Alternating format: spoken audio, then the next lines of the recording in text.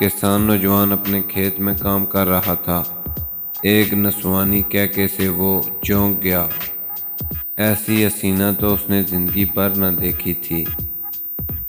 اس کی طرف بڑھا چلا گیا، وہ بھی مسکرا رہی تھی۔ میرے ساتھ گھر چلو گی؟ وہ بلا جھجک اس کے ساتھ ہو لی۔ وہ فضاؤں میں اڑنے لگا۔ چودھری کا ڈیرا آباد تھا۔ دوست احباب کے مجمع میں نوکر چاکر خدمت کے لیے کھڑے ہوئے تھے۔ چودھری جی اس کا خادم خاص ڈیرے میں آمتا کامتا داخل ہوا۔ خیر تو ہے؟ او جی خیر کہاں، میں چوک میں کھڑا تھا۔ نور جٹ کا جوان لڑکا ایک ایسی حسینہ کے ساتھ گزر کے گھر جا رہا تھا کہ اس جیسی زندگی میں نہیں دیکھی۔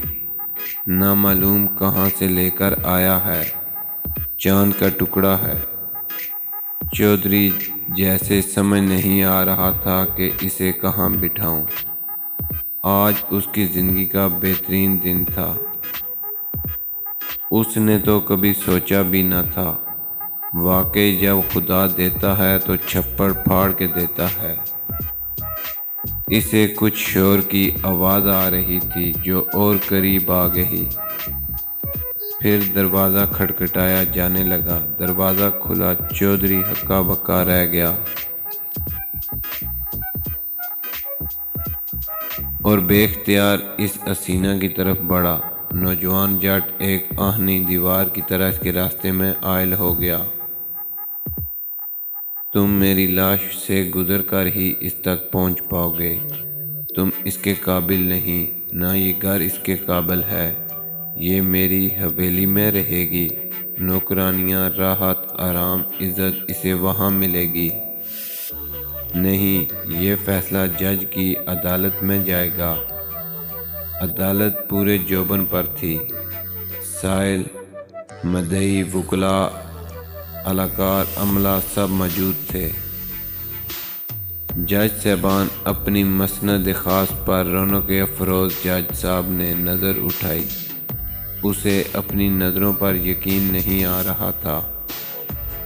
اس نے اینک اتار کر صاف کی اور دوبارہ دیکھا، واقعی وہ حور اس کے سامنے کھڑی تھی۔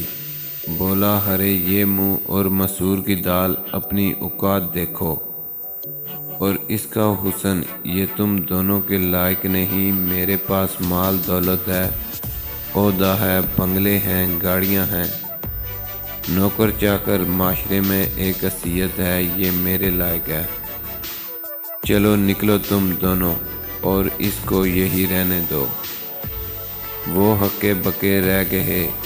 نہیں، چودھری چلایا، یہ نہیں ہو سکتا۔ نوجوان بولا، ہم راضی نہیں ہیں۔ آپ تو بادشاہ سلامت ہی ہمارے درمیان فیصلہ کریں گے۔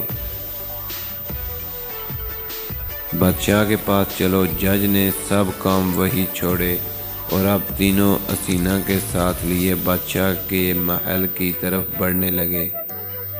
دربار سجا ہوا تھا۔ وزیر، مشیر، درباری سب اپنی اپنی مسندوں پر اور بادشاہ اپنے تخت پر جلوہ افروز تھا۔ اس کے سر پر رکھی ہوئی تاج کی موتیوں سے سارا دربار جگمگا رہا تھا اور وہ خود بھی حسن کا کرشمہ تھا۔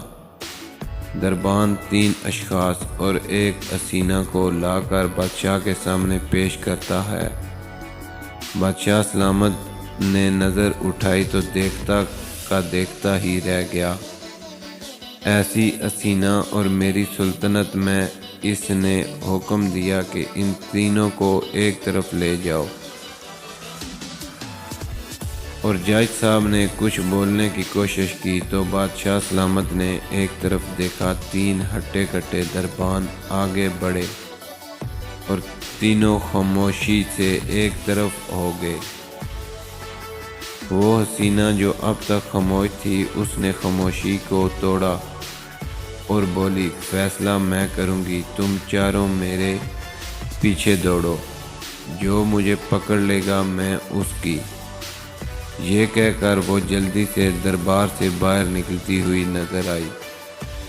بادشاہ کو اپنا تخت بھول گیا اور اگلے ہی لمحے وہ چاروں اس کے پیچھے دوڑ رہے تھے۔